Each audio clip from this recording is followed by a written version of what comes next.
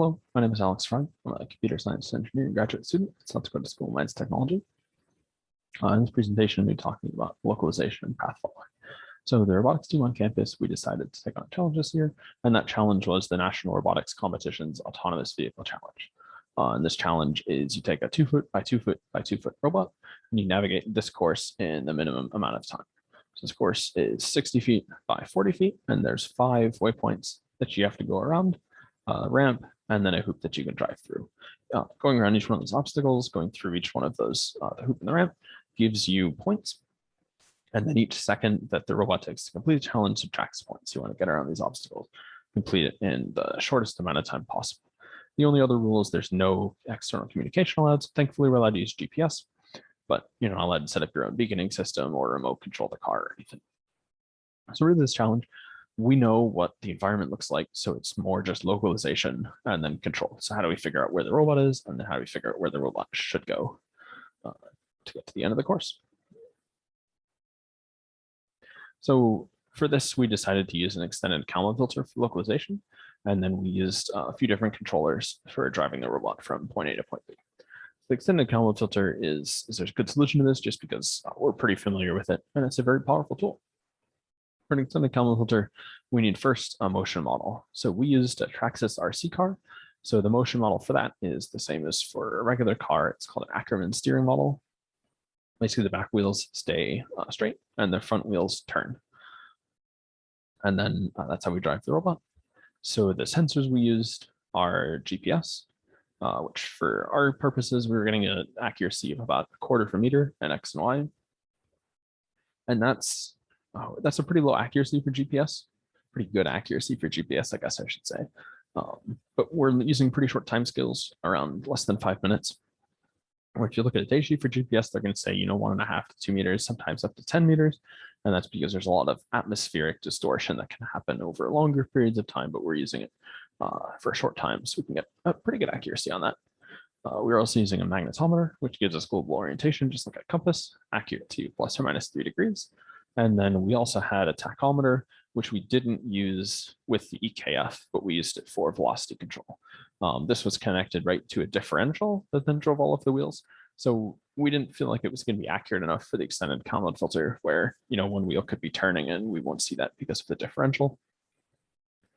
So then for control, for the wheel angle control, we were originally going to use a proportional angle controller. But then on the actual vehicle, when we were testing it, we ran into issues where it just wasn't turning for low angles. So we had to switch that to a bang controller. So we either turn all the way left straight or all the way right. And then for velocity, we used a PID controller.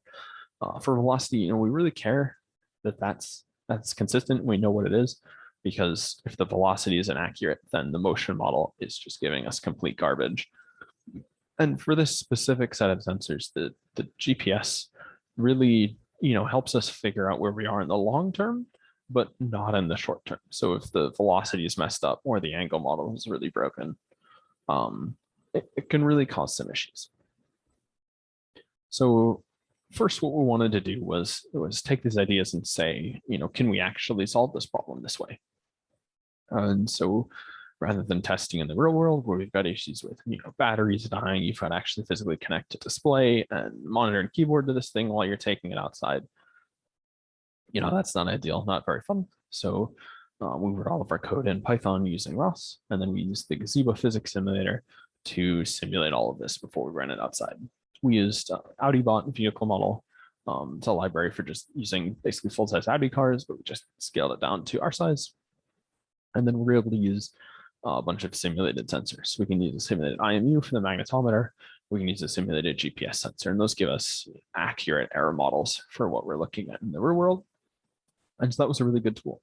So here we have the position accuracy is the purple circles around each point. And each point also has the red for the direction the robot's pointing, and then the yellow, a triangle for the angular error. So it starts right at about 0, 0 in the center of that grid on the right, and then goes down to the first waypoint, turns to go to the second waypoint, goes through the ramp and the hoop, and then gets back to the start. And so we tested this with a couple of different models for GPS error. Does it work with 0.5 meter of error, 1 meter of error, 2 meters of error, just to see what we could do. We thought we had it dialed in pretty well. And that when we took it into the field, we'd be able to say, okay, this isn't working. Here's how we're going to fix it. So actually taking it into the field, the challenge again is to complete this course in the minimum amount of time. We were running this pretty late. We'd had a couple runs before that hadn't been doing so well, so we had been running this pretty slowly.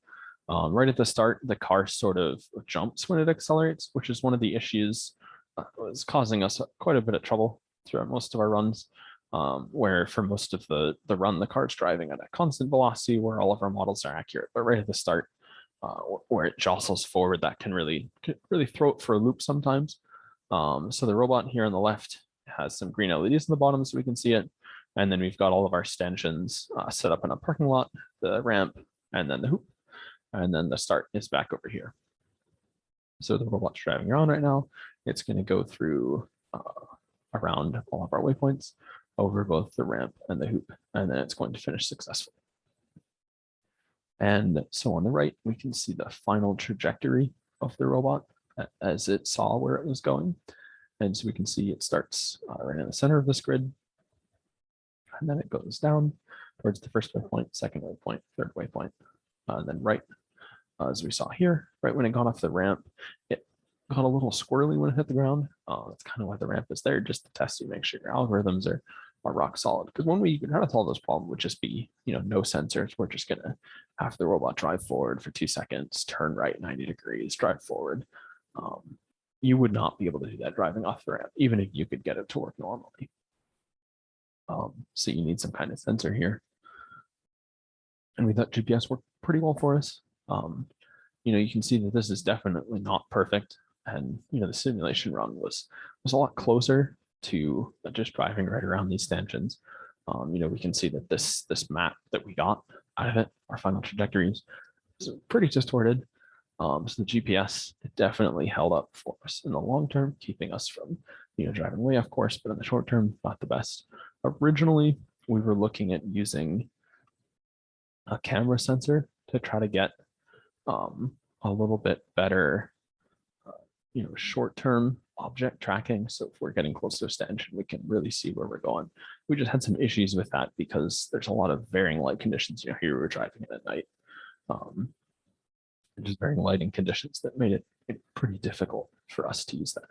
And the other thing is I think you could get pretty good results using more of the IMU. So we just use the magnetometer. You could also use the accelerometer and the gyroscope. They were just giving us a little bit too much error for what we were trying to get working. And then at the end, we see the robot drives through this finish, and we picked it up, took it to the car, and then that's why it kind of got messed up. But that's my presentation. I would like to thank you for your time and have a good rest of your day.